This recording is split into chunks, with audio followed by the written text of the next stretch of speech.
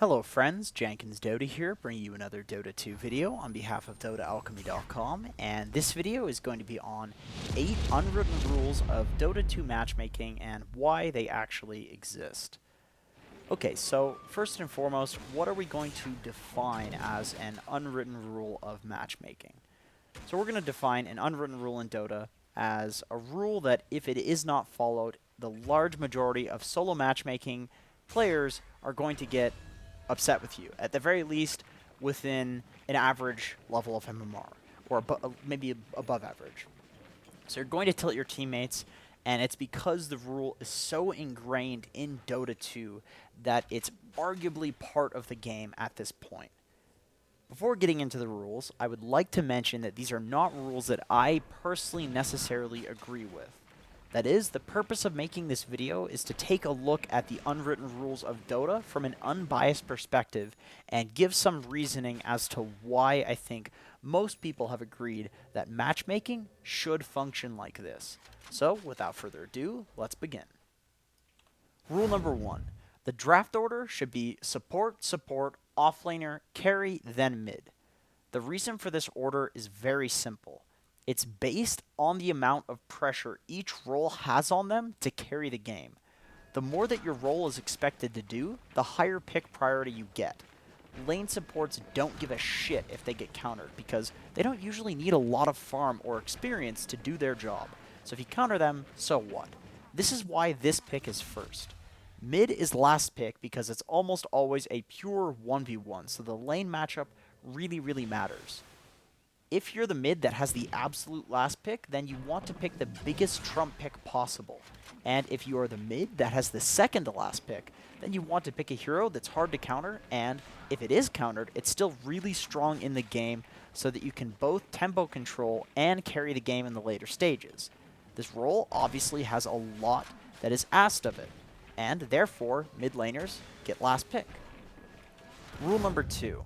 Far lower ranked players should concede their role to far higher ranked players. The logic behind this one is also relatively simple. There is no great metric in Dota for judging exactly how skilled somebody is. You cannot argue your way to making somebody think that you're good at a role, at least not in the time that you have in pubs. The best metric that we have is MMR. If somebody is higher MMR than somebody else, then chances are that that person is, statistically speaking, better at consistently winning pub games. If they consistently win pub games in a particular role, then chances are you'll have a higher likelihood to win the game if you concede a role to them, given that they are the higher rated player. A bit of a problem with this one, in my opinion, is that technically speaking, people have more of an MMR range that they stay within, and the optimal strategy would be to have people who are at the bottom of their range and on an upswing take the roles that they have more control in, and have the more versatile but high-rated players that are at the top of their MMR range on a downswing, have them take other roles that they can play adequately for the highest chance of winning. But like I said, that's a very complicated thing because it requires an understanding of each player's psychology and game history. There simply isn't enough time to have a discussion in a game of Dota about this topic. So we just go with MMR. Rule number 3. If ranks are relatively close, then players should use the /role command for their role. And I don't mean /ROLE, I mean /ROLL. This is a newer rule that people have only recently started following, so sometimes you'll run into people that will simply refuse to roll for their role. But since the role function has been added to Dota, it's actually been a lot easier to resolve lane disputes.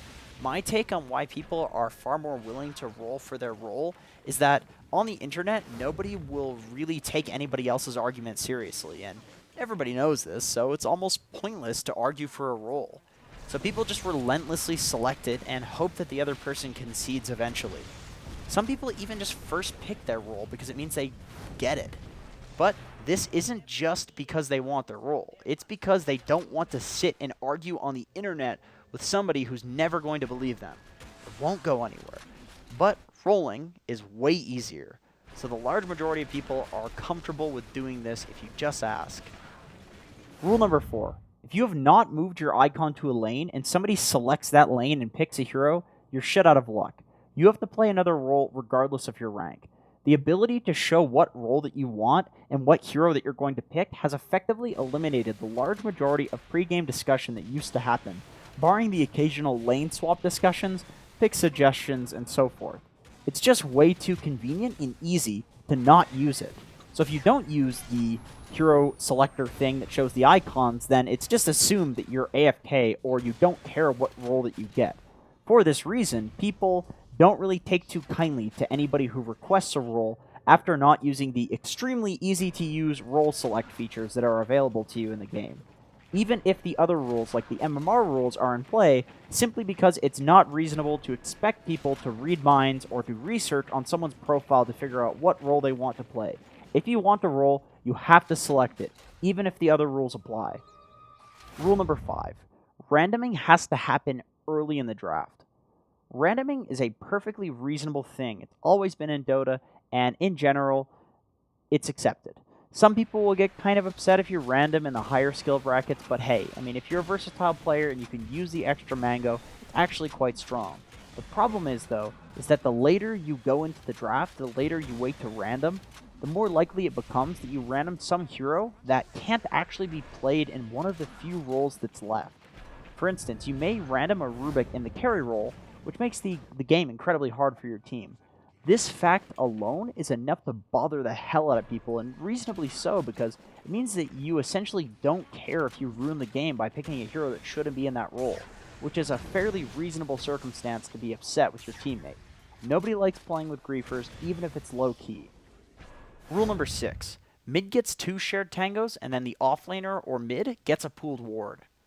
The reason for this is that essentially if the enemy mid gets pooled 2 tangos and your mid doesn't, you'll probably have a losing mid lane, which will probably result in you losing the game given how important the mid lane is right now. The reason that it's so overpowered to give shared tangos to mid is because they can purchase a branch or 2 instead of buying their own tangos, which will give them a little bit of extra damage for lasting, but more importantly, it allows you to place a tree to double the duration of a tango that's used on it.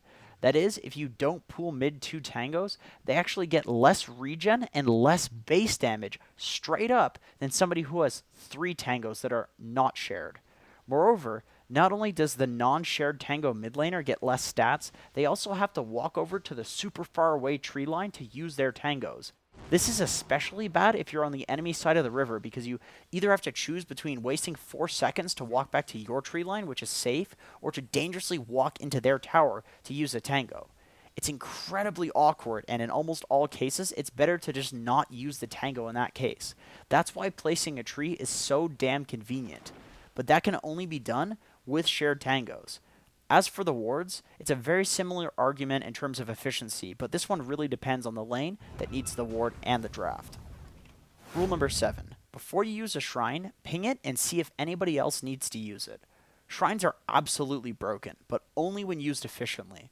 A lot of high-skill players are well aware of this, and they'll wait to use a shrine so that they can use it at a point where it benefits more than just one lane. For example, the mid laner may be sitting at, 50% mana with just enough mana to push out the wave, but it's not exactly a healthy mana pool. Then they'll nuke out the wave, and then around the 5-minute mark, they'll go and try to get 2 cores shrined up after expending their entire HP and mana pool in a lane. You can gain a massive advantage doing this, and it's super, super game-winning. But this simply isn't possible to sync up without some form of communication. Pinging the shrine is just the easiest form of communication possible for this. If you use a shrine without pinging, especially on US East, you actually risk somebody throwing.